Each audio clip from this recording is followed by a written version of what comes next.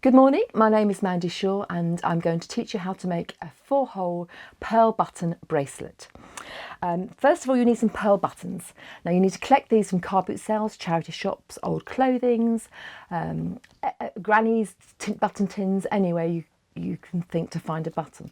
It might take a while to find some really nice buttons, but when you get the bug, it's really addictive, and I've got a really gorgeous collection. That loop there will actually go through one of your buttons. If you make your loop too big, the button will be baggy. If you make your loop too small, you can't fasten your bracelet, so be careful to get it the right size. Now, I went to put this bracelet on earlier on, and I realised that Harvey, my 13-year-old son, had made me one yesterday. And he'd made it slightly different with the plastic buttons and left a gap in between, but it's still really lovely.